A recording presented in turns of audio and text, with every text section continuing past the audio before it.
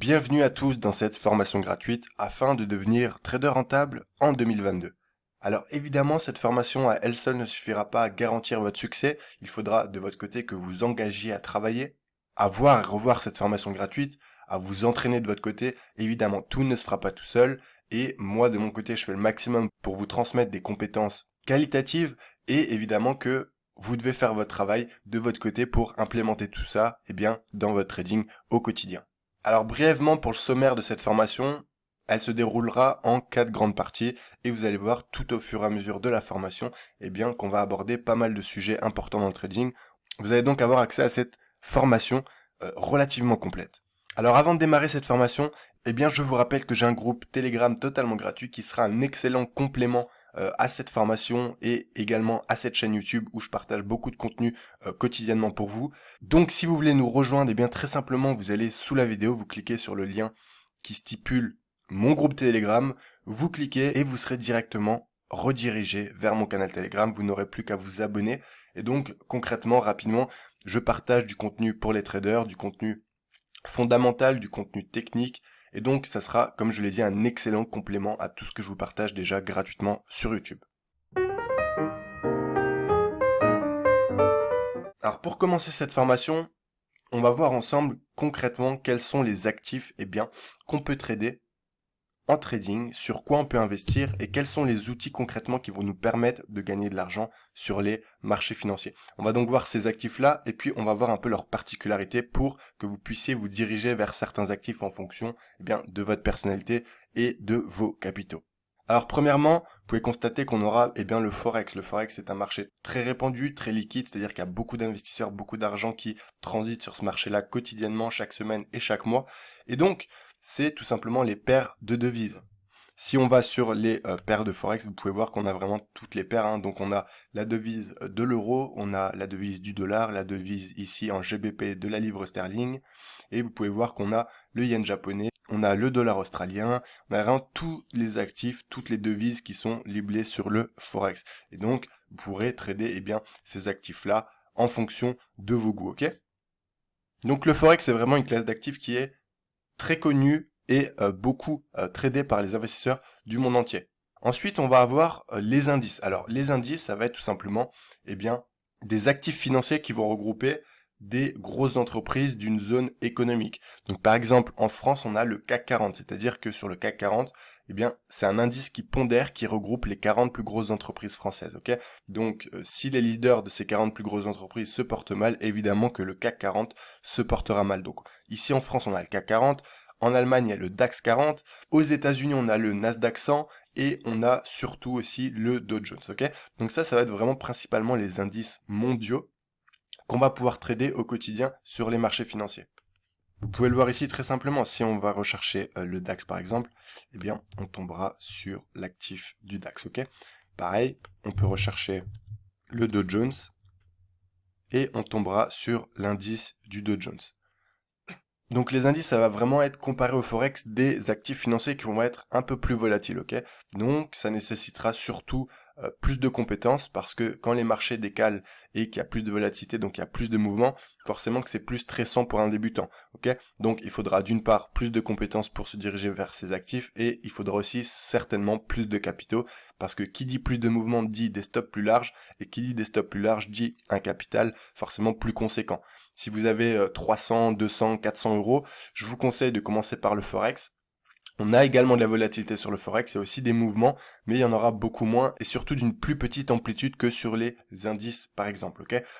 Ensuite, on va retrouver les matières premières, donc principalement ça va être le pétrole et j'aime beaucoup trader cet actif, donc voilà, les matières premières c'est un peu comme les indices, c'est un peu corrélé et c'est surtout aussi volatile, ok? C'est aussi beaucoup plus volatile que le Forex, donc pareil, matières premières, indices, ça va être vraiment, comme je vous l'ai dit, des actifs financiers où on va se diriger plutôt à moyen terme quand on aura déjà un bon 6 mois d'expérience avec un peu de capitaux et qu'on saura un peu s'en sortir quand même sur le marché financier. Si vous commencez à trader directement sur les indices et que vous n'avez presque pas de compétences et de connaissances, que vous venez de démarrer le trading, ça va être compliqué, comme je vous l'ai dit, ça va être stressant, vous n'arriverez certainement pas à gérer tous ces mouvements-là, ok? Donc, pour commencer, je vais vous conseiller le Forex. Après, bien sûr, c'est chacun fait ses choix, ok? Vous pouvez très bien commencer avec les indices. vous casser les dents plusieurs fois et puis apprendre et progresser, évidemment. C'est juste une méthode plus compliquée, ok? Ensuite, on va avoir les métaux précieux, donc ça va être des actifs financiers qu'on pourra également trader. Donc pour les plus connus, eh bien, on a l'or et l'argent, vous les connaissez. Donc également, on va pouvoir trader ces actifs-là sur les marchés financiers. Ensuite, on retrouvera également les actions, donc les actions d'entreprise. Par exemple, Coca-Cola, Apple, Google, Facebook ont toutes des actions d'entreprise qui sont cotées en bourse. Ok, ce sont des entreprises qui sont cotées en bourse et ça permet de pouvoir à n'importe qui de les acheter ou de les vendre, ok? Donc c'est pareil, les actions, c'est aussi une classe d'actifs financiers qui nécessite vraiment plus de capitaux, plus de fonds propres que le forex, les indices, les matières premières ou les métaux. C'est pourquoi les actions ne sont pas recommandées pour les traders débutants. Maintenant, si vous voulez vraiment devenir un trader d'actions, eh bien, vous pouvez également le faire. Il n'y a rien d'impossible, je vous donne juste les prérequis et puis les chemins les plus faciles entre guillemets, ok? Et enfin, on retrouvera eh bien en actifs financiers qui sont plus récents, ça sera les crypto-monnaies. Également, on pourra les trader et on pourra investir dessus. Alors attention, pareil pour les crypto-monnaies, je pense que parmi tous les actifs que je vous ai partagés ici sur lesquels vous pourrez investir, ça va être vraiment la classe d'actifs la plus volatile, la plus risquée parce que sur les crypto-monnaies, clairement, c'est un peu euphorique et panique, ok? Donc comme c'est un marché récent, il y a beaucoup de volatilité et donc il y a beaucoup de mouvements et parfois on peut perdre 30-50% en un seul jour. Vous vous rendez compte? Donc c'est vraiment des gros mouvements. Donc faites attention les traders débutants, je vous conseille vraiment pas de spéculer sur les crypto-monnaies parce que il faut avoir évidemment des compétences et gérer le risque, gérer la psychologie et surtout avoir des gros capitaux quand même pour pouvoir eh bien gérer la marge sur notre aide, ok? Donc maintenant que on a vu ensemble un peu les classes d'actifs que vous avez à disposition en trading, donc pour investir et pour gagner de l'argent, on va passer à la deuxième étape qui va être les unités de temps. Vous allez voir que eh bien une unité de temps en mensuel est totalement différente d'une unité de temps en 5 minutes et que les interprétations vont être donc différentes. C'est pourquoi il est important de maîtriser cette notion d'unité de temps dans votre analyse technique, quand vous lisez un graphique, c'est important de prendre en compte ces unités de temps et surtout, moi, évidemment, je vais vous conseiller de prendre en compte un maximum les grosses unités de temps parce que ça va être les unités de temps les plus solides, ok? Mais je vais pas encore rentrer dans le détail. En tout cas, en unité de temps principale, vous avez le mensuel, donc une bougie japonaise sur votre graphique représentera un mois de cotation. Vous avez les bougies hebdomadaires qui représenteront une semaine de cotation. Une bougie journalière représentera évidemment une journée de cotation. Et puis après, vous avez des bougies en 4 heures, en 1 heure, en 30 minutes, en 15 minutes, en 5 minutes, en 1 minute. Et vous avez aussi des intervalles, c'est-à-dire vous avez des bougies en 2 heures, en 3 heures, en 2 minutes. Mais ça, c'est vraiment les principales unités de temps que vous allez retrouver partout, ok? Donc maintenant, on se retrouve sur les graphiques pour comprendre un peu cette notion d'unité de temps. Là, on va se mettre sur l'unité de temps maximum qui est le mensuel. Alors, on est sur un actif qui est le Dow Jones, donc si vous retenez bien ce que je vous ai dit, c'est un actif qui est donc dans les indices. C'est un actif volatile et c'est un actif qui va regrouper les 30 entreprises les plus influentes aux États-Unis et donc qui va se trader en fonction de ça principalement. Alors pour l'unité de temps, donc en mensuel, vous remarquerez là qu'on a tout un tas de bougies vertes et rouges. Donc très simplement, hein, une bougie rouge c'est une bougie de baisse et une bougie verte c'est une bougie de hausse, ok? Et là, dans le cadre précis, eh bien, une bougie, la bougie précédente, donc la bougie du mois de décembre, vous voyez, 1er décembre 2021, eh bien, elle va durer du 1er décembre au 30 décembre ou 31 selon la longueur du mois en cours. Et donc cette bougie va durer un mois, ok? A contrario, si on va en 1 heure, eh bien, une bougie, cette fois, va seulement durer 1 heure de cotation. C'est-à-dire que là, par exemple, on commence une bougie à 14 heures, eh bien, à 15 heures, elle sera finie et on enchaînera sur une nouvelle de 15 heures à 16 heures. À 16 heures, elle sera finie, on enchaînera de 16 heures à 17 heures sur une nouvelle bougie et ainsi de suite. Vous avez compris la logique. Alors pourquoi il y a autant d'unités de temps, vous me direz? Eh bien, c'est parce que ça permet tout simplement de détailler le marché. Par exemple, là, eh bien, vous pouvez voir, comme je l'ai dit, que cette bougie dure un mois. Mais là, on n'a qu'une information sur une bougie, c'est assez difficile à lire, assez difficile à comprendre. Alors que si on descend, par exemple, en weekly, eh bien, on voit que les 4 semaines précédentes, qui ont donc formé la bougie mensuelle entière, eh bien, il s'est passé quand même plus de choses. Donc, il y a eu une hausse, une baisse, une hausse, et puis encore une hausse, ok? Mais globalement, on a le détail, plus on descend. Si on descend en daily, on aura encore plus de détails. Pour la bougie mensuelle qui dure un mois et il n'y en a qu'une, eh bien ici en daily, on aura donc 30 bougies pour constituer cette bougie mensuelle. Donc vous voyez qu'en fait, les unités de temps permettent vraiment de détailler ce qui se passe au quotidien sur les marchés financiers. Et par la suite, on le verra, ces unités de temps vous serviront dans votre analyse technique bien pour prendre en compte certaines choses. Et vous verrez que principalement les grosses unités de temps permettent de faire l'analyse technique de fond et les unités de temps à partir du H4, H1 permettent surtout d'entrer en position, en tout cas dans ma stratégie de trading. Alors maintenant qu'on a vu les actifs financiers et les unités de temps, on va s'intéresser à un sujet qui est très important également, c'est les horaires de trading. Alors globalement, les marchés financiers sont ouverts du dimanche 23h minuit au vendredi, donc au début du week-end 23h minuit pareil, ok? C'est-à-dire que pendant 5 jours, 24 heures sur 24, les marchés vont être constamment ouverts et maintenant même les crypto-monnaies sont ouvertes le week-end, ok? Donc en gros, vous avez 5 jours de trading dans la semaine, c'est une semaine normale, vous avez un week-end, vous avez 2 jours de pause des marchés financiers, le samedi et le dimanche.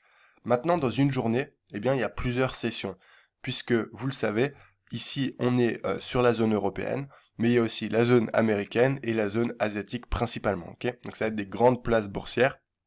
Et il y a des horaires qui sont propres à ces places boursières. Par exemple, en Europe, eh bien, nous, notre session, elle va être de 8h à 16h. Ça correspond plus ou moins à l'ouverture et à la fermeture des banques européennes, ok? En Amérique, eh bien, ça va commencer à 14h jusqu'à 22h. Et en Asie, ça sera de minuit à 8h. Et toutes ces horaires-là, elles sont pour le fuseau horaire d'ici, de la France, de l'Europe, ok? En gros, par session, il y aura environ 8 heures de trading et comme il y a du décalage horaire et comme il y a de l'espace et de la distance entre ces différentes zones économiques, eh bien, ça donne des horaires décalés. Mais parfois, eh bien, par exemple, la session européenne commence de 8 heures et finit à 16 heures, et la session américaine commence à 14 heures, et donc, vous voyez que de 14 heures à 16 heures, ces deux sessions vont s'entrecroiser, et ça donnera plus de monde sur les marchés financiers et plus de volatilité. C'est pour ça que, souvent, à 14h, 15h à l'ouverture américaine et à la fin de session européenne, eh bien, on va avoir, beaucoup plus de volatilité dans cette période-là, entre 14 et 17h, on va dire, que d'habitude, ok? Donc, c'est des choses à savoir. Et puis, souvent, à la session asiatique, donc, qui est la session nocturne pour nous, c'est-à-dire que si vous aimez trader la nuit, vous pouvez le faire. Par exemple, si vous avez un job la journée, si vous êtes étudiant, vous préférez trader la nuit parce que c'est un peu votre seul moment où vous êtes libre, finalement, vous pourrez le faire. Maintenant, c'est vrai que la session asiatique est beaucoup moins volatile généralement que la session européenne et encore moins que la session américaine. Donc voilà pour les horaires, il n'y a pas besoin d'être plus long, c'est bon à savoir et retenez bien que les périodes de volatilité sont très fortes en général et quasiment dans la plupart du temps de 14h à 17h, 18h, ok? Ça va être vraiment la période où c'est la fin de session européenne et le début de la session américaine et donc il y aura beaucoup de monde, beaucoup d'investissements, beaucoup de volatilité. On va finir cette première partie par différencier les styles de trading qui existent sur les marchés financiers. Donc il y a plusieurs façons d'investir dans le trading et ça va principalement dépendre de votre personnalité en tant que futur trader. Pour définir dans un premier temps les trois types de trading qui existent, eh bien le premier ça va être le swing trading. Donc un swing trader, qu'est-ce que c'est? C'est une personne qui va investir, donc qui va par exemple faire un achat sur l'euro-dollar et cet achat va généralement durer minimum plusieurs jours jusqu'à plusieurs semaines, plusieurs mois. Donc vous le voyez, ça va être vraiment une personne qui souhaite investir quand même sur du moyen terme, long terme. Son trade va pouvoir durer d'une semaine à 3 semaines, voire 2 mois, ok? Donc cette personne-là va avoir de la patience, va avoir sûrement plus de capitaux parce qu'elle va pouvoir investir à long terme sans se prendre la tête. Et donc ça va être vraiment le swing trading. Ensuite, on a le day trader et cette personne-là, en général, eh bien, elle va acheter dans la journée et clôturer sa position dans la journée. Là où le swing trader, lui, pourra garder ses positions la nuit, le week-end, donc faire de l'overnight et de l'over-weekend. Le day trader, lui, va acheter et revendre dans la journée et faire sa plus-value ou sa perte dans la journée, ok? Donc ça peut être un exemple de j'achète le matin pendant la session européenne et je revends l'après-midi en session américaine. C'est un exemple très simple, mais c'est pour que vous compreniez bien, ok? Donc le day trader, lui, va vraiment éviter d'avoir des positions overnight, donc durant la nuit, et va vraiment trader, en ouvrant les graphiques le matin ou à la session américaine l'après-midi, ou même la nuit, hein, il va pouvoir faire la session asiatique, mais par contre, il sera totalement liquide à la fin de la session, c'est-à-dire qu'il n'aura plus aucune position en cours. Et enfin, il y a le scalper. Donc le scalping, c'est quoi? C'est tout simplement de la spéculation pure et dure. Donc on va vraiment acheter et vendre sur des petits laps de temps. Ça peut durer quelques minutes, maximum, grand maximum 1 heure, 2 heures, 3 heures. Et au-delà de ça, voilà, ça va devenir du day trading. Donc vraiment, le scalping, c'est de la très très courte durée. C'est vraiment faire de la spéculation. C'est vraiment jouer sur des très petits écarts de prix et faire des petites plus-values. Mais en faisant beaucoup de petites plus-values, à la fin, on arrive à une grosse plus-value. Donc voilà pour les 3 types de trading qui existent principalement sur les marchés financiers. Ça ne veut pas dire que vous devez vous cantonner à un seul style. Moi, je sais que j'aime bien faire du day trading ainsi que du swing. Maintenant que j'ai plus d'expérience, je commence aussi à implémenter du scalping de temps en temps, évidemment quand les marchés le permettent. Là où avant, en tant que débutant, je ne faisais pas du tout de scalping parce que c'est vraiment la compétence la plus compliquée. Parce que en trading, plus on descend dans les unités de temps, et moins les marchés sont lisibles. C'est-à-dire que moins vous réussirez à faire une lecture propre et de qualité sur un actif financier. Même si c'est possible, évidemment qu'il y a beaucoup de traders qui sont uniquement scalpers et qui s'en sortent très bien. Je pars juste du principe que pour un débutant, la façon de trader la plus facile, ça va être quand même le swing trading et le day trading. Même si sur le swing trading, il y a l'aspect psychologique de patience qui va entrer en compte.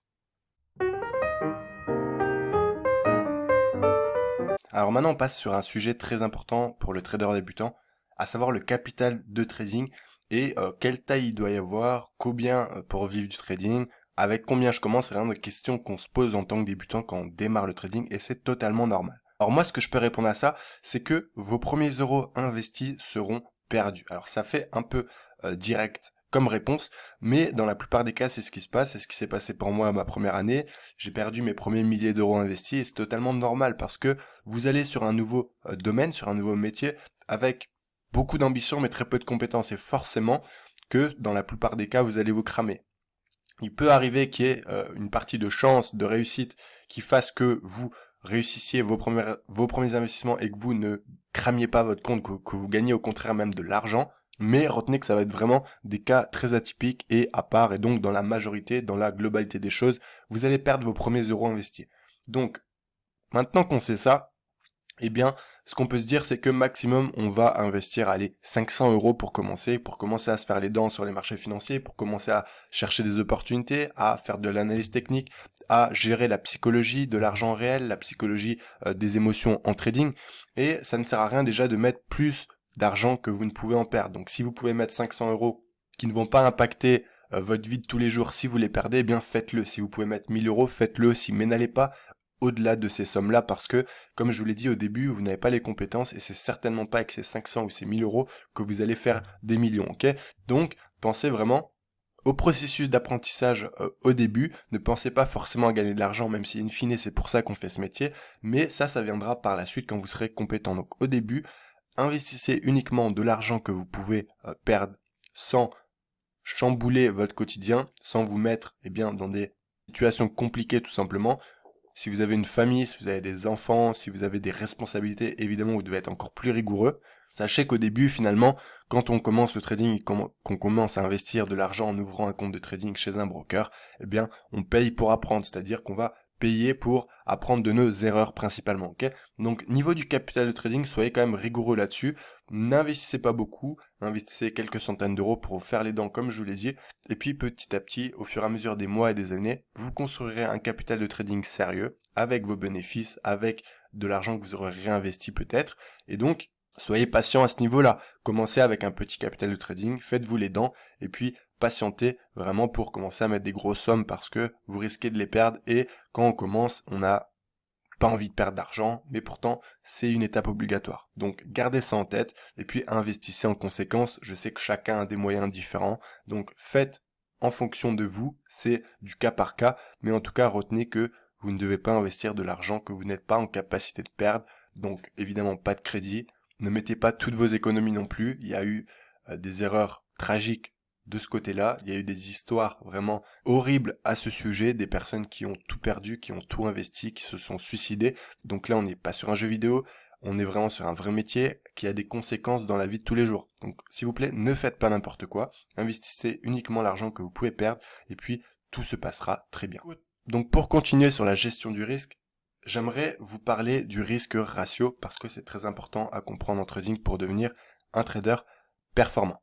Donc là, vous pouvez voir un tableau assez coloré et on a donc une première colonne à gauche ici qui donne le risque ratio, donc de 1 pour 1, c'est-à-dire que si j'investis 50, je vais récupérer 50, de 2 pour 1, donc si j'investis 50, je vais récupérer 100, de 3 pour 1, si j'investis 50, je vais récupérer 150, de 4 pour 1, si j'investis 50, je vais récupérer 200, et de 5 pour 1, si j'investis 50, je vais récupérer 250.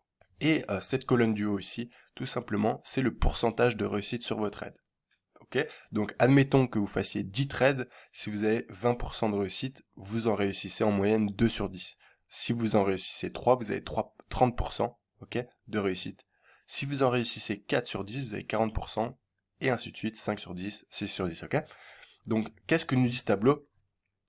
Il nous dit que plus votre risque ratio sera bon, sera élevé, eh bien, moins vous aurez besoin de gagner de trades pour être un trader rentable. Par exemple, vous voyez qu'ici, si vous avez un risque ratio de 5 pour 1, donc si vous savez que vous investissez, vous risquez 50 euros pour en gagner 250, eh bien, il vous suffira seulement de 2 trades sur 10 pour gagner. Pourquoi? Parce que si vous gagnez 2 trades sur 10, on est d'accord, à 250 euros, ça vous fera 500 euros. Maintenant, vous allez en perdre 8. Vous allez en perdre 8 à 50 euros. 8 fois 5, 40, donc vous perdrez 400, alors que vous allez en gagner 500. Donc vous serez déjà rentable, ok? Donc c'est ça qui est important à comprendre, c'est qu'en trading, le risque ratio, plus vous allez l'utiliser et le mettre à votre profit, et moins vous aurez besoin de gagner de trade. Par exemple, avec un risque ratio assez simple de 1 pour 1, qui est le minimum à respecter, eh bien, pour être gagnant, il faut commencer à gagner 60% de ces trades, à être juste au-dessus de la moyenne des 50%, ok? Maintenant, à 2 pour 1, donc si vous risquez 50 pour en gagner 100, donc le double, vous devez gagner au moins 40% de vos trades. Donc vous voyez bien avec ce tableau, c'est assez clair que vous allez devoir travailler sur votre risque ratio. Je vois beaucoup de gens, eh bien, surtout des gens qui proposent des signaux. Donc ces personnes proposent des signaux d'investissement à leur audience, souvent sur Telegram, et par exemple, elles vont vous donner un trade à l'achat sur l'euro-dollar, et elles vont vous mettre un stop loss à 100 points et un TP à 20 points. Donc là, on n'est même pas sur un risque ratio de 1 pour 1, ok? On est sur un risque ratio où on cherche à gagner 20 pips, mais on en risque 100, ok? Donc, on risque 5 fois plus que ce qu'on peut gagner. Donc, comment voulez-vous être rentable, ok? C'est vraiment important de comprendre cette notion de risque ratio. Dans votre trading au quotidien, vous devrez y penser constamment quand vous prenez un trade. Ça devra faire partie de votre gestion du risque parce que si vous commencez à avoir des excellents risques ratios style 2 pour 1, 3 pour 1, 4 pour 1, 5 pour 1, eh bien vous verrez que en gagnant 3 trades, 2 trades, 4 trades sur 10, eh bien vous serez un trader rentable. Et il n'y a pas besoin de plus que ça, ok?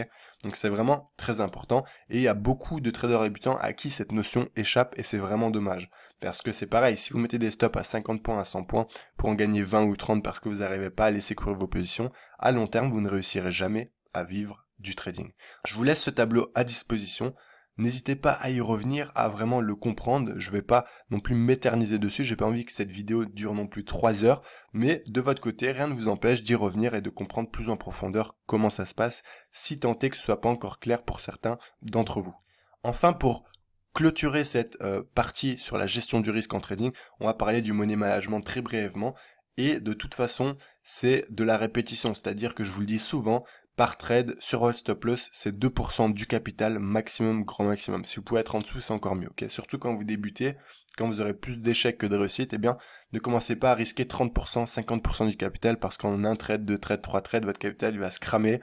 Vous, de votre côté, psychologiquement, vous allez plonger, vous allez être déçu, vous allez vous dire ça marche pas, c'est de l'arnaque, ou alors je suis nul, j'arrête. Et c'est vraiment pas le but. Le but, c'est que vous passiez ces épreuves, que vous passiez ces étapes d'apprentissage et que vous finissiez par vivre de votre trading, qui est sûrement votre objectif ou encore votre rêve. Donc, respectez ce money management. Tous les plus grands traders de ce monde vous diront que la gestion du risque, c'est le nerf de la guerre. Vous devez être un excellent gestionnaire de risque avant d'être un excellent analyste financier, ok? C'est très important. Comme je vous l'ai dit, c'est une notion clé en trading que vous devez absolument maîtriser. Et même si c'est très scolaire, si c'est très chiant parce que ça enlève un peu l'adrénaline de faire un gros coup, c'est pas grave. Si vous voulez être un bon trader, vous devez être avant tout un bon gestionnaire et quelqu'un de sérieux dans la gestion de vos finances. Pour durer, évidemment que tu vas devoir respecter cette règle-là qui est un pourcentage maximum, je dis bien maximum, ok? Donc tu vas devoir respecter cette règle dans la durée, dans les futurs mois, dans les années de trading que tu feras pour pouvoir réussir et surtout durer, ok, et réussir à en vivre longtemps. Le but c'est pas juste de gagner de l'argent pendant 6 mois et après de tout perdre, hein. Le but c'est vraiment de bien d'être rentable des années et des années durant et de grossir un capital et de pouvoir en vivre, de sortir un salaire tous les mois. Alors les amis, dans cette partie de la formation, on va vraiment passer à l'analyse technique, on va vraiment passer aux choses concrètes sur les graphiques financiers et je vais vous partager une façon d'analyser les graphiques qui est la mienne, que j'ai mise au point ces 4 dernières années, qui est rentable évidemment, qui fonctionne. Maintenant, il faut vous l'approprier et il faut mettre les choses en place de votre côté suite au visionnage de cette vidéo, évidemment, ok? On va parler du suivi de tendance qui est pour moi le trading le plus simple et le trading le plus rentable. Donc pour vous, en tant que débutant, ça va être vraiment la première chose à faire, la première chose à effectuer, c'est le suivi de tendance sur les marchés financiers. Donc on va voir par la suite concrètement, vous inquiétez pas sur les graphiques comment ça se passe et on va utiliser notamment la loi de dos pour pouvoir suivre la tendance et vous verrez que ça sera assez simple avec cette loi de pouvoir suivre une tendance, se repérer sur les graphiques et donc tirer profit un maximum de ces tendances. Parce qu'au final les marchés financiers c'est ça, c'est soit une tendance baissière, soit une tendance haussière, soit une tendance neutre. Et donc si on est en tendance haussière, vaut mieux être du côté de cette tendance. Si on est en tendance baissière, vaut mieux également être du côté de cette tendance baissière parce que si vous êtes à l'achat lors d'une forte tendance baissière, je peux vous assurer que c'est comme prendre un TGV en pleine poire. Donc ça fait mal et ça fera mal du coup sur votre compte de trading. J'ai pas envie que vous vous retrouviez dans cette situation qui est très douloureuse pour un trader et donc c'est pourquoi je vous partage cette façon de faire. Il faut jamais se mettre contre la tendance et ce que je recommande pour une tendance neutre, donc un range sur les marchés financiers, c'est évidemment de rester en dehors. Évidemment, il y a des stratégies de trading de range comme acheter en bas, vendre en haut avec des signaux, avec des zones, mais ça reste quand même un peu plus compliqué que le suivi de tendance, très basique, qui est plus simple à aborder pour un débutant tout simplement. Très brièvement, comme je vous l'ai dit, ça va être la stratégie la plus facile et la plus rentable pour vous en tant que trader débutant. Maintenant, on va passer sur les graphiques pour voir ce que ça donne le suivi de tendance et la loi de dos notamment. Alors visuellement, vous pouvez vous en rendre compte, la tendance est quand même très haussière, ok? Donc c'est pour ça que je vous ai pris cet exemple. On est sur un graphique très haussier et on est dans l'exemple dont je vous ai parlé avant d'une tendance très haussière. Donc premièrement, comme je vous l'ai dit, on veut jamais vendre un actif comme ça, même si vous le voyez, dans une tendance haussière, évidemment qu'on a des phases de baisse, ok? Donc des phases de correction, c'est le principe d'une tendance, c'est-à-dire qu'elle se fera jamais en ligne droite. On aura au sein de cette tendance haussière de fond, eh bien, des phases de correction tout au long de la tendance. Comme vous pouvez le voir ici, je vous en ai mis deux, je vous en mets une troisième ici, et vous pouvez voir que donc on a une hausse de fond, mais dans cette hausse, on a des phases de correction, des phases de pause, si vous voulez, dans cette tendance que le marché va faire, et c'est souvent dans ces phases-là que ça va faire douter les débutants et piéger les débutants. Ok? Maintenant, sachez que au niveau des statistiques, eh bien, une tendance, elle va se poursuivre X fois, c'est-à-dire qu'elle peut se poursuivre une fois, deux fois, trois fois, 10 fois, 15 fois. Et l'exemple en est que on a un premier mouvement, on a une correction, elle va se poursuivre une deuxième fois, elle va se poursuivre une troisième fois après cette deuxième correction, et là, elle est en train de se poursuivre une quatrième fois. Et si on descend, eh bien, ça débute même d'ici. Donc, on a un premier mouvement, une phase de correction, de stagnation, deuxième mouvement, correction, mouvement, correction, mouvement, correction, et mouvement en cours, ok? Donc, c'est toujours comme ça que ça se passe. Et le suivi de tendance, qu'est-ce que ça va être? Bah, ça va être le but de rentrer dans cette tendance haussière. Vous n'êtes pas rentré au plus bas ici, le but, ça va être de rentrer au meilleur moment avec un bon timing. Donc, dans une tendance haussière, comme je l'ai dit, il y a des corrections, et donc il y a des meilleurs prix à acheter quand le marché baisse, et donc le but du trader débutant dans le suivi de tendance, ça va être d'acheter sur les corrections dans une forte tendance haussière. Donc là, ici, par exemple, on aurait eu un achat ici, on aurait eu un achat ici potentiel, et on aurait eu un peu plus récemment un achat ici potentiel, ok? Donc le principe c'est ça, c'est qu'on a une tendance et c'est de pas rentrer à l'achat au plus haut évidemment, c'est d'attendre les bonnes corrections pour rentrer et pour reprendre les nouvelles impulsions haussières. Maintenant, pour que ce soit simple et qu'on évite de se tromper au niveau du timing, c'est-à-dire de rentrer au plus haut sur les points hauts, par exemple ici, ici ou encore ici, et qui vous donnera une correction juste après, donc si vous achetez ici, vous allez vous manger cette correction-là qui représente quand même plus de 1000 pips, ok, donc c'est quand même une forte correction que vous n'avez pas envie de subir sur votre capital de trading. Donc ce qu'on va faire nous, c'est qu'on va utiliser la loi de dos. On sait qu'on est dans une tendance haussière, et dans une tendance haussière, tout simplement la loi de dos stipule que les points bas sont de plus en plus hauts et les points hauts sont de plus en plus hauts. Donc commençons ici, on a un premier point bas ici, ok, on a un deuxième point bas ici, on en a un troisième ici, on en a un quatrième ici, on en a un cinquième ici. Donc on va prendre ces exemples pour que vous compreniez bien, c'est-à-dire que le premier point bas est là, ok? Ensuite on a un mouvement haussier, on a le deuxième point bas qui est ici, donc ce point bas qui a été formé par le marché est plus haut que le premier point bas, ok? Donc ça c'est la définition d'une tendance haussière. On continue, on a un autre mouvement haussier, on a une correction, et le point bas formé par le marché descend pas plus bas qu'ici. Donc ce troisième point bas est plus haut que le deuxième et plus haut que le troisième. Et pareil pour le quatrième, pareil pour le cinquième. Donc en fait c'est ça. C'est que dans une tendance haussière, le marché va tout le temps corriger un peu à certains moments, mais tant que la tendance reste haussière, eh bien le point bas ne descendra pas en dessous du point bas précédent. Si par exemple, ici, au niveau de la correction, le marché s'était pas arrêté ici, mais était descendu plus bas que cette ligne ici, donc par exemple, il était venu clôturer ici, eh bien la tendance haussière se serait inversée dès cet endroit, dès ce niveau de prix, ok? Et ça serait pas monté aussi haut. Donc, quand on sait ça, eh bien ici, comment on sait qu'on aurait pu acheter sereinement? Parce que on a eu ce dernier mouvement aussi, cette dernière impulsion, on a eu cette correction, et on peut voir que le marché a fait un stop à ce niveau-là, puis est reparti. Donc on savait qu'une fois que le marché stabilisait ici, ne redescendait pas plus bas et commençait à remonter, on aurait pu acheter très sereinement à peu près à ce niveau de prix quand on casse cette mini résistance ici, ok? Pour poursuivre la tendance, parce qu'on sait que la loi de dos, eh bien, n'a pas été brisée et renversée à la baisse.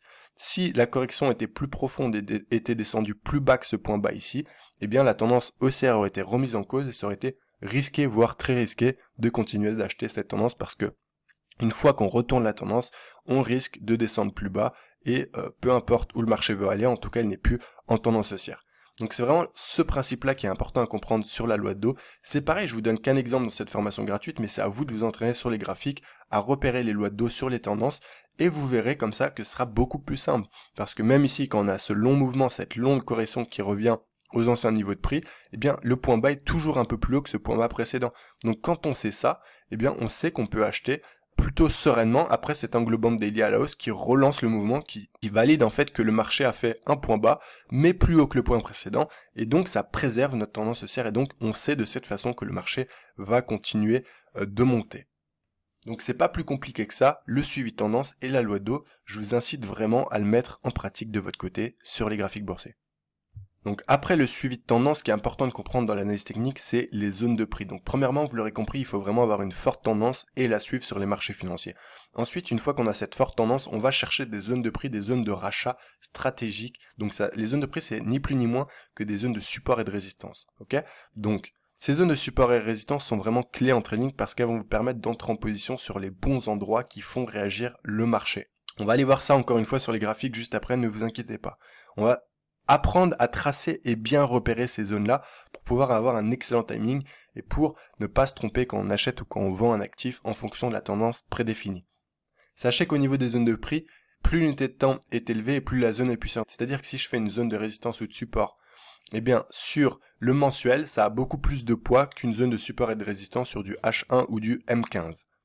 Tout simplement parce que ça va être beaucoup plus respecté, beaucoup plus travaillé, beaucoup plus puissant, parce que par exemple une zone de résistance en mensuel peut être résistance depuis 2010-2013, donc depuis 10 ans. Là où une zone de résistance en H1 en M15, elle aura une durée de vie, par exemple, de plusieurs jours seulement, ok? Donc vous voyez la différence entre ces deux cas bien précis, et vous comprenez donc très facilement que une zone en mensuel qui tient depuis 10 ans sera beaucoup plus puissante qu'une zone en M15 qui tient depuis 2 jours et demi. Donc ça paraît logique. Donc maintenant on va en tracer quelques-unes sur les graphiques pour que vous puissiez bien comprendre cette démarche. Donc les amis, comme au préalable pour la tendance, on se retrouve sur le pétrole. Et maintenant ce qu'on va faire, eh bien, c'est que on sait qu'on a notre tendance haussière. Et ce qu'on va faire, c'est qu'on va... Alors je vais supprimer ça et on va tracer des zones de support importantes d'achat puisque on est en tendance haussière. Si on avait été en tendance baissière, on aurait tracé des zones de résistance pour rentrer dans la tendance. Maintenant, la tendance est haussière, donc nous, ce qu'on va faire, c'est trouver des fortes zones, eh bien, de support potentiel pour pouvoir racheter l'actif en question. Donc là, on en a une qui est très intéressante. On est toujours en daily, donc on trace quand même une zone de support qui est plus ou moins pertinente quand même, parce que le daily est une grosse unité de temps. Et on peut voir tout simplement que cette zone de support est très importante. Pourquoi? Parce qu'au préalable, on avait donc ce début de tendance haussière avec un premier G ici, ok, un premier gros mouvement de plusieurs milliers de pips. Après, vous pouvez voir que le marché a commencé à se stopper ici et à buter sur une zone de résistance. Et vous pouvez voir que la résistance a rejeté les prix. On a travaillé des jours, des semaines, voire des mois dessus. Puis enfin, on a cassé cette zone de résistance à la hausse. Et vous pouvez voir qu'après on est revenu jouer cette zone, mais cette fois en tant que support. Parce qu'une fois qu'une résistance se casse à la hausse, eh bien elle devient support. Le marché va venir la retravailler, la retester. Vous pouvez voir qu'ici c'est parfait, hein. On l'a légèrement cassé, on est venu la rejouer, on l'a recassé beaucoup plus clairement, on est venu la retester, ça a tenu une fois, ça a tenu 2 fois, ça a tenu 3 fois, ça a tenu 4 fois, ça a tenu 5 fois. Pareil, au niveau des zones de support et de résistance, plus votre zone tient un nombre de fois élevé et plus elle est puissante. Là, on peut partir du principe qu'à partir de 2-3 points de touche qui ont été validés par le marché, comme c'est le cas ici, eh bien c'est déjà assez puissant. Maintenant, ici, on a 5 points de touche. C'était vraiment une zone qui est très forte et qui était vraiment utilisable pour des points d'achat, comme on va le voir juste ici. Par exemple, ici, on avait un super point d'achat. Également, ici, plus récemment, on avait 2 super points d'achat. Et ça, donc, c'est une zone qu'on travaille en daily. Maintenant, si vous allez en M15, comme je vous l'ai dit, eh bien, les zones vont être beaucoup moins respectées, ok? C'est-à-dire que une simple zone de support tracée en M15 va être brisée, va être cassée beaucoup plus facilement que si on est en daily, en weekly ou en mensuel sur les grosses unités de temps. Donc c'est vraiment important de comprendre tout ça. Maintenant, voilà, il faut s'entraîner simplement à tracer vos zones hein, et à voir celles qui réagissent bien, à trouver les bonnes zones de prix. C'est pas forcément facile au début. Vous pouvez voir que là, par exemple, on est en weekly de 2010 à 2014-2015. Vous pouvez voir qu'on a une superbe zone de résistance qui a tenu parce qu'elle est en grosse unité de temps, parce qu'elle a été travaillée plusieurs fois et donc le marché ne la laisse pas céder, ne la laisse pas se casser tout simplement facilement. Donc vous pouvez voir que sur cet exemple-là, on avait travaillé une fois cette zone ici, on a été rejeté violemment à la baisse, une deuxième fois, une troisième fois, une quatrième fois, là on n'est même pas allé jusqu'à la zone, une cinquième fois, une sixième fois, là on a eu un embouteillage sur cette zone avant d'être violemment, très violemment redirigé à la baisse. Ici on est sur des plus hauts historiques quasiment je crois, voilà, on a le plus haut historique ici donc à 145, mais ici on était déjà sur une zone où les prix sont extrêmement élevés. C'est pour ça que le marché, bien, n'est pas repassé au-dessus.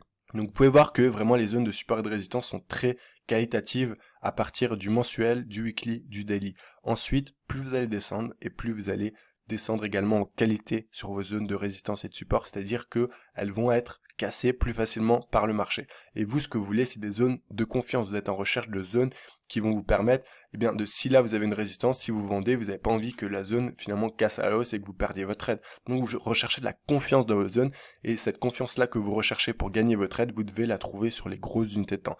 C'est pas parce que vous avez une zone en grosse unité de temps que ça vous empêche de faire de l'intraday. Si on est à ce niveau-là, par exemple en temps réel, qu'on sait qu'on a cette zone qui tient depuis 5 ans et qu'on est là et qu'on est en M15, eh bien, si on a un signal de vente en M15, on peut très bien vendre sur de l'intraday parce qu'on sait qu'en tendance de fond, eh bien, on est sur une grosse zone qu'on bloque et qu'il y a très très peu de chances qu'on casse cette zone. Donc, il y a les grandes probabilités, les grandes chances sont pour que le marché baisse. Ok? Donc, c'est vraiment une gestuelle psychologique à prendre en main. Il faut vraiment s'habituer à raisonner de cette façon. Et si vous commencez à tracer vos zones de support et de résistance sur les grosses unités de temps, vous verrez que vos résultats vont grandement s'améliorer.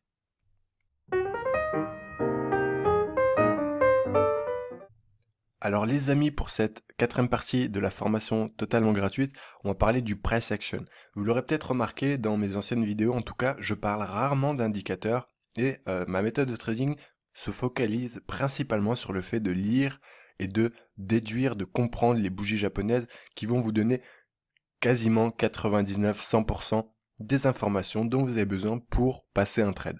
Les indicateurs techniques, je ne crache pas dessus, ils peuvent être utiles, mais seulement en complément et à condition de bien les maîtriser.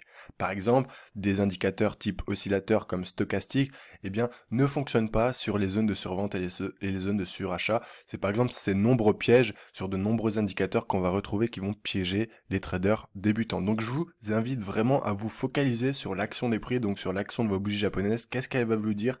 Pourquoi elles ont cette forme-là, pourquoi elles ont cette amplitude-là, et comment je peux en tirer parti dans ma stratégie de trading au quotidien.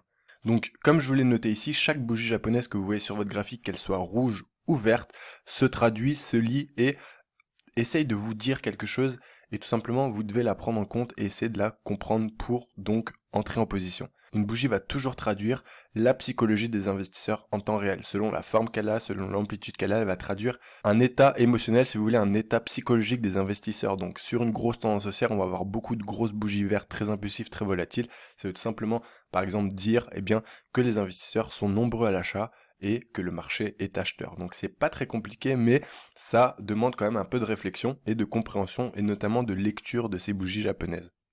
Donc ce qu'on va faire pour que ce soit encore une fois plus concret, on va aller sur les graphiques et je vais vous partager différentes lectures de différentes bougies japonaises qui sont très importantes dans ma stratégie trading et qui peuvent l'être tout autant pour la vôtre. Alors le premier type de bougie que j'aimerais vous partager, ça va être tout simplement la longue mèche. Alors ce qu'on appelle la longue mèche, ça va être une bougie en fait comme ça. Donc ça c'est plus ou moins un doji parce qu'il y a un petit corps, une mèche haute et une mèche basse. On peut voir qu'elle a une forme assez particulière par rapport aux autres bougies. Et très simplement, cette bougie-là, qu'est-ce qui s'est passé? Eh bien, elle a commencé à être toute rouge. Et finalement, les acheteurs ont repris le dessus pour, eh bien, la faire clôturer à ce niveau-là, ok? Donc, si les acheteurs avaient complètement plié bagage et avaient admis la défaite, tout simplement, la bougie serait restée très très rouge. Mais on peut voir que, certainement ici, il y a une grosse zone, et bien que ça a réagi au niveau du marché, au niveau de cette zone-là, et que les acheteurs ont repris l'ascendant, c'est-à-dire qu'ils ont mis beaucoup d'achats à ce niveau-là, ce qui a fait remonter les cours, et certainement que les vendeurs qui avaient vendu depuis tout ce mouvement baissier ici, se sont dit, eh bien, c'est une super zone, on va peut-être commencer à clôturer des positions. Et ces deux explications, eh bien, font que on a une longue mèche comme ça, donc un marché qui était très baissier et qui est remonté en clôture, ok? Donc ça, c'est un premier type de bougie, c'est un premier type d'indication, souvent sur des zones en général de support ou de résistance, vous allez voir ce genre de mèche, parce que, eh bien, ça va être un retournement de psychologie en temps réel des investisseurs. Maintenant, une des bougies que j'aime beaucoup, ça va être cette bougie ici, par exemple, qu'on va appeler une englobante. Donc, une englobante, elle peut être baissière, comme c'est le cas ici, donc bougie rouge, ou elle peut être haussière, comme c'est le cas ici, par exemple, en bougie verte. Et ces englobantes-là, c'est pareil, ça va montrer un consensus psychologique, ça va montrer un retournement de psychologie des investisseurs. On a un mouvement baissier, et vous pouvez voir qu'après le doji, donc le doji c'est une bougie d'hésitation parce que on a un cours d'ouverture, un cours de fermeture qui est quasiment identique, et on a une mèche en haut, une mèche en bas. C'est-à-dire qu'on est monté, on est descendu, et finalement, les investisseurs se sont mis d'accord sur plus ou moins le milieu de la bougie avec un tout petit corps, ok? Et suite à ce doji-là, donc une bougie d'indécision, on prend une décision, donc les investisseurs prennent une décision tous ensemble pour former cette bougie englobante haussière. Et souvent après une bougie comme ça, surtout quand c'est sur une zone encore une fois, eh bien ces bougies-là ne vous trahissent que très rarement parce qu'en fait ça va vraiment montrer ce changement, ce revirement de psychologie et donc de tendance sur les marchés financiers. Vous pouvez voir qu'on est baissier, on a l'hésitation, on a le passage à l'action des acheteurs qui reprennent le dessus et puis après on a un mouvement haussier qui fait quand même quasiment 2000 pips. Donc c'est un super trade, c'est un super signal à ce niveau-là. Au niveau de l'englobante baissière, qu'on retrouve ici, c'est totalement pareil, hein. On a une phase de stagnation du marché, on a certainement une zone très importante à peu près à ce niveau-là, ok, et on peut voir que tout simplement, après beaucoup d'indécision, beaucoup de stagnation, beaucoup de range, le marché fait un petit excès à la hausse, fait une petite mèche et englobe la bougie pour lancer un gros mouvement baissier. Donc vous verrez souvent que les gros mouvements sont lancés par des englobantes, c'est pourquoi j'attire tout particulièrement votre attention sur ce type de bougie. Une autre bougie que j'aime trader, eh bien, ça va être le Marubozu. Et le Marubozu, qu'est-ce que c'est? Ici, par exemple, on a un Marubozu baissier. Et le Marubozu, qu'est-ce que c'est? Eh bien, c'est une bougie complète, rouge ou verte. Alors ici, dans le cadre précis, elle est rouge, elle est baissière. Et vous pouvez voir que on a un énorme corps et quasiment aucune mèche. Tout simplement parce que dès l'ouverture, en fait, les investisseurs ont vendu, ont vendu, ont vendu. Ça a fait baisser le marché et jamais les acheteurs ont repris le dessus. Donc, il n'y a jamais eu de mèche haute. Il y a une très petite mèche basse, mais en tout cas vous pouvez voir que le Marubozu est une bougie tout simplement impulsive, une bougie puissante, c'est-à-dire une bougie qui va directement dans un sens sans hésiter. C'est-à-dire qu'il n'y a pas vraiment de combat en fait, ok? Et s'il n'y a pas vraiment de combat entre acheteurs et vendeurs, eh bien ça veut dire que le mouvement, peu importe le sens qu'il prend, donc ici on est à la baisse, eh bien va être puissant. Et vous pouvez voir qu'après ce Marubozu, eh bien, on a des bougies rouges weekly qui s'enchaînent et qui font complètement dégringoler les cours. Donc ces Marubozu-là, ils sont importants à remarquer parce qu'ils vont vous permettre en fait d'anticiper une future volatilité. C'est comme un départ en fait, c'est comme un starting, un feu de départ qui va vous montrer ce qui va se passer par la suite, entre guillemets. On saura jamais jusqu'où le marché va descendre, évidemment, mais on se rend compte qu'on a un flux, on a de la volatilité qui se déclenche à ce niveau-là, et souvent, par la suite, eh bien, ça ne trompe pas, c'est-à-dire que le marché va continuer dans ce sens-là parce qu'on a vraiment déclenché une forte volatilité et déclenché tout simplement un mouvement. Donc voilà pour les principales bougies. Je rappelle, on a la bougie d'hésitation qui est le doji, on a l'englobante qui est une excellente bougie, surtout sur les zones pour les retournements. On a les bougies avec des longues mèches, ok, comme on a pu le voir ici, qui montre un gros retournement de psychologie. Et on a également le doji, par exemple ici, qui est une bougie d'indécision, c'est-à-dire que le marché a fait un mouvement, ça va être souvent une bougie d'essoufflement, une bougie de fin de mouvement, et suite à ce doji, une fois qu'on aura pris une décision, que ce soit à la hausse ou à la baisse, eh bien souvent le marché va la respecter également. Vous pouvez voir qu'ici, comme je l'ai expliqué, on a l'englobante après le doji, on a pris la décision après l'indécision justement d'aller à la hausse et après, eh bien, le marché est allé à la hausse sur plusieurs semaines et donc sur plusieurs milliers de pips. Donc voilà pour les principales bougies de price action que je vais utiliser dans ma méthode. Donc si vous commencez eh bien, à utiliser la tendance, les zones de prix importantes et ces bougies-là qui sont très importantes dans une stratégie trading, vous verrez que petit à petit, vous allez vous constituer une stratégie de trading rentable. Donc cette formation, globalement, si vous la mettez en place, vous serez un trader de tendance, vous saurez repérer les zones d'intervention qui sont clés, vous saurez gérer votre money management et vous saurez en plus reconnaître les bougies qui sont importantes, les bougies que je viens de vous expliquer qui sont importantes dans la lecture graphique et vous verrez que petit à petit, vous allez progresser avec cette méthode. Alors évidemment qu'elle n'est pas complète ici sur YouTube parce que j'ai un cours complet qui traduit ma méthode de A à Z pour ceux qui souhaitent vraiment aller en profondeur et recevoir ma stratégie de trading au complet et l'implémenter de leur côté sur les marchés financiers. Donc si vous voulez aller plus loin, si vous voulez aller plus en profondeur, avoir une formation complète qui dure 8 heures, où je vous partage tout de A à Z, mon analyse technique, mes indicateurs techniques, ma gestion du risque, mes signaux d'entrée en position, les figures que je regarde, etc., etc. Tout est vraiment dans la formation. Donc pour ceux qui veulent aller plus loin et qui veulent rejoindre cette formation payante, eh bien, vous allez sous la vidéo, vous avez un lien d'accès à mon site web et vous verrez plus d'informations à ce sujet-là. En tout cas, j'espère que cette formation gratuite vous aura permis d'évoluer, vous aura permis de passer un step et de progresser dans votre trading au quotidien. Je vous remercie infiniment de votre attention tout au long de cette vidéo et je vous dis à très bientôt sur la chaîne YouTube Le Trader Smart. Ciao ciao.